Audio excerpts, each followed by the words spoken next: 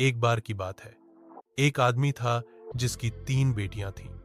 जब राजा ने युद्ध के लिए सैनिकों को बुलाया, तो उस व्यक्ति के पास भेजने के लिए कोई पुत्र नहीं था। जब वह बैठ गया और विचार करने लगा कि क्या करना है, तो उसकी सबसे बड़ी बेटी उसके पास आई और पूछा, आप क्या सोच रहे हैं पिताजी? उसने उत्तर दिया, मुझे अकेला छोड़ दो बेटी। राजा ने युद्ध में जाने के लिए सैनिकों को बुलाया है और मेरे कोई पुत्र नहीं है। मेरे पास केवल तुम हो, जिसे मैं युद्ध में नहीं भेज सकता। इस पर उसने जवाब दिया, मेरी शादी किसी से करा दो। बाद में दूसरी बेटी ने भी यही जवाब दिया। हालांकि सबसे छोटी बेटी ने उत्तर दिया, चिंता मत करो पिताजी, मैं युद्ध में जाऊंगी। मेरे लिए एक वर्दी बनवाओ और मेरे बाल काट दो ताकि किसी को पता न चले कि मैं एक लड़की हूं। फिर मुझे अपना घोड़ा और हथियार दे दो। उसके पिता ने वैसा ही किया जैसा उसने अनुरोध किया था, और वह गांव के अन्य युवकों के साथ चली गई। जिस किसी ने भी नए युवक को देखा, वह आश्चर्यचकित रह गया और वे चलते गए। संयोग से उसी दिन राजा ने अपने ही पुत्र को कुलशेद्र द्वारा खाने के लिए शहर से बाहर ले जाने का आदेश दिया था। हर साल कुलशेद्र आता और कई लोगों को निगल जाता था। एक दिन कुलशेद्र ने कहा, यदि तुम नहीं चाहते कि मैं फिर कभी वापस आऊं, तो मुझे राजा का पुत्र दे दो। और इसलिए वे राजा के बेटे को कुलशेद्र के पास ले आए। जब लड़का नगर के बाहर था, तो नगरवासियों ने कुलशेद्र को उसे निगलने के लिए दौड़ते हुए देखा, और वे सभी इतने भयभीत थे कि किसी ने भी उसकी सहायता के लिए जाने के बारे में नहीं सोचा। प्रच्छन्न डिस्गाइज्ड लड़की ने अपनी कृपाण निकाली, कुलशेद्र को मार डाला और राजा के बेटे को बचा लिया। कुलशेद्र के मारे जाने की खबर तुरंत राजा तक गई, जो इतना खुश हुआ कि उसने भोज और बंदूक की सलामी का आदेश दिया। जब वह युवक राजा के बेटे के साथ महल में दाखिल हुआ, तो बेटे ने फुसफुसाकर कहा, मेरे पिता तुम्हें एक राज्य देंगे, लेकिन केवल उनका घोड़ा मांगो, क्योंकि वह हमारी तरह सोच और बात कर सकता है। जब वे राजा के पास पहुंचे, तो उसने पूछा, आप इनाम के रूप में कौन सा राज्य लेना चाहेंगे? युवक ने उत्तर दिया, मेरी एकमात्र इच्छा युद्ध में न जाना है। ठीक है, राजा ने कहा, मैं खुशी से तुम्हें सैन्य सेवा से मुक्त कर दूंगा, लेकिन तुम्हें कौन सा राज्य चाहिए?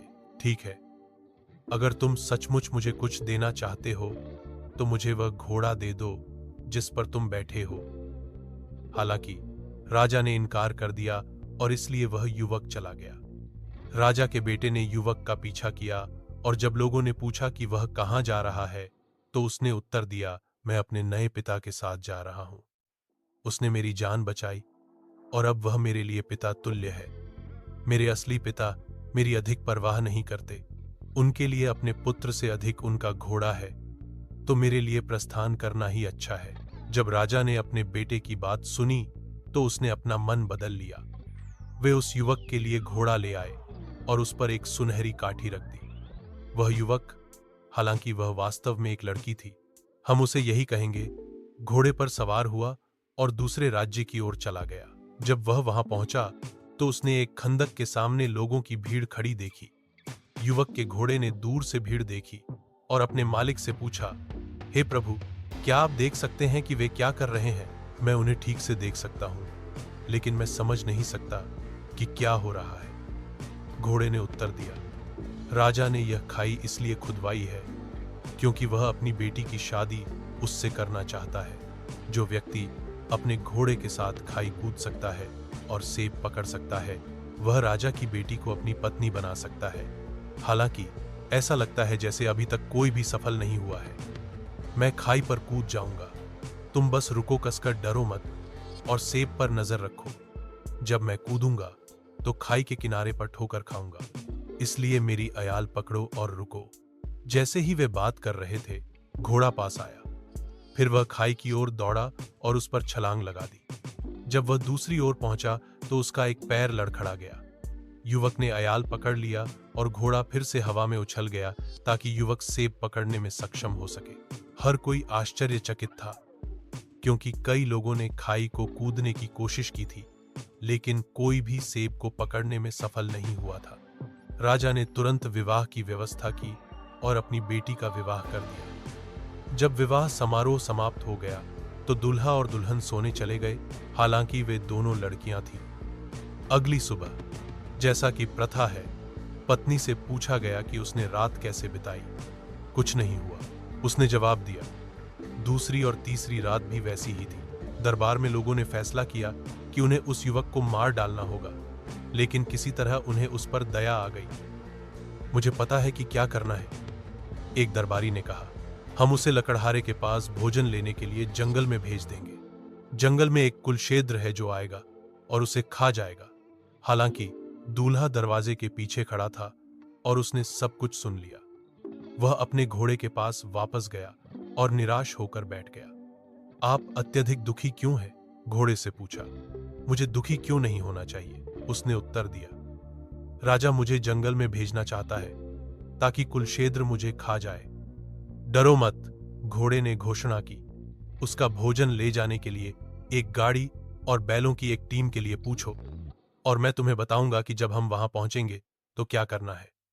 थोड़ी देर बाद ससुर ने युवक को बुलाया और उससे कहा, जंगल में जाओ और लकड़हारे के लिए कुछ खाने के लिए ले आओ। ठीक है, युवक ने उत्तर दिया, लेकिन मुझे भोजन ले जाने के लिए एक गाड़ी की आवश्यकता होगी। उन्होंने उसे वह दिया जिसकी उसे आवश्यकता थी और वह चला गया। रास्ते में घोड़े ने उसे समझाया, जब हम जंगल के बीच में पहुंचे तो बैलों में से एक को छोड़ दो और लकड़हारे को बुलाओ। कुलशेद्र तुम्हारी बात सुनेगा और तुम्हें खाने के लिए दौड़ेगा, लेकिन चिंता मत करो, उसे पकड़ लो। इसे कान से पकड़कर जुए में डाल दो। घोड़े ने अभी अपनी बात पूरी ही नहीं की थी कि उन्होंने खुद को जंगल के बीच में पाया। युवक ने एक बैल छोड़ा और लकड़हारे को बुलाया। कुलशेद्र ने उसे पुकारते हुए सुना और उस पर हमला कर दिया, लेकिन युवक ने उसे कान से पकड़ लिया और बैल के स्थान पर जुए में डाल दिया। तब वे शीघ्रता से राजा के पास लौट आए। जब नगरवासियों ने कुलशेद्र को जुए के नीचे देखा तो वे भयभीत हो गए और अपने घरों में छिप गए। फिर घोड़े ने युवक से कुलशेद्र को छोड़ने के लिए कहा, जो उसने किया। दुल्हा और दुल्हन फिर से एक दूसरे के साथ सोए, लेकिन दुल्हन ने स्वीकार किया कि उसने उसी तरह रात बिताई थी जैसे उसने दूसरों के साथ बिताई थी। इस बार दरबारियों ने कहा, हम उसे उस जंगली घोड़ी को पानी पिलाने के लिए भेजेंगे जो सभी जीवित प्राणियों को खा जाती है। वह उसे भी खा जाएगी। युवक ने फिर से सब कुछ सुना और निराश होकर अपने घोड़े के पास लौट आया, जिसने उससे पूछा कि वह इतना उदास क्यों है। युवक ने बताया, मैं कुलशेद्र से बच गया, लेकिन अब मुझे उस घोड़ी को पानी पिलाना है जो सभी जीवित प्राणियों को खा जाती है। डरो मत, घोड़े ने कहा, वह मेरी मां है। बस राजा से 2 बाल्टी शहद मांग लो। थोड़ी देर बाद राजा ने उसे बुलाया और घोड़ी को पानी पिलाने को कहा। फिर युवक ने शहद की 2 बाल्टी मांगी, जो उसने प्राप्त कर ली और अपने घोड़े के साथ चल दिया। रास्ते में घोड़े ने उससे कहा, जब हम कुएं पर पहुंचे तो 2 बाल्टी पानी निकाल लेना, 2 बाल्टी शहद कुएं में डालना और सब कुछ अच्छी तरह से मिला देना। फिर अपनी काठी पास में लटका देना ताकि घोड़ी देख सके। यह और एक ऊंचे पेड़ पर चढ़ जाएगी। जब घोड़ी आएगी तो वह पानी पिएगी, सुनहरी काठी को देखेगी और कहेगी, इतना मीठा पानी और इतनी सुनहरी काठी। मुझ पर बैठने और मेरे साथ खेलने के लिए एक इंसान की जरूरत है। तुम चिल्लाओ, मैं यहां हूं, लेकिन मुझे डर है कि तुम मुझे खा जाओगे। वह कहेगी, नहीं, मैं ऐसा नहीं करूंगी। और आप जवाब देंगे, घोड़े डेमिरसिल के सिर की कसम खाइए। वह मेरे सिर की कसम खाएगी और फिर तुम नीचे उतरकर उस पर चढ़ सकते हो। युवक ने वैसा ही किया जैसा घोड़े ने उससे कहा था।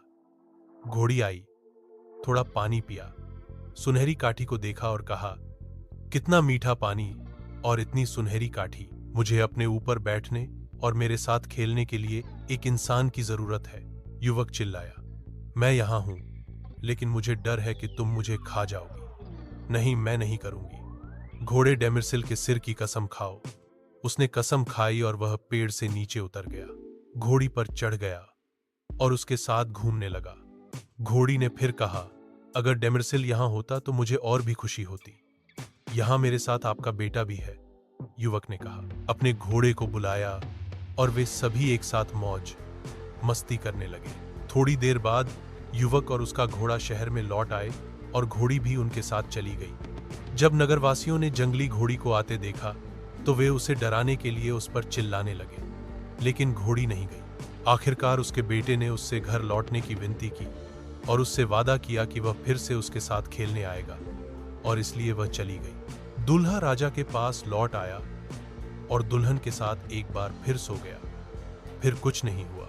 इस बार राजा ने युवक को सांपों से भरे चर्च में कर वसूलने के लिए भेजने का निश्चय किया, जो सांप वर्षों से नहीं चुका रहे थे। युवक ने दरवाजे के पीछे से सब कुछ सुन लिया और निराश होकर अपने घोड़े के पास लौट आया। घोड़े ने पूछा, महाराज, आप इतने उदास क्यों हैं? इस बार मैं सचमुच मरने जा रहा हूं, उसने उत्तर दिया। राजा मुझे सांपों से भरे चर्च में भेजने जा रहा है। चिंता मत करो, घोड़े ने जवाब दिया। घंटियों से ढकी एक बग्घी और पैसे ले जाने के लिए कुछ गधे मांगो।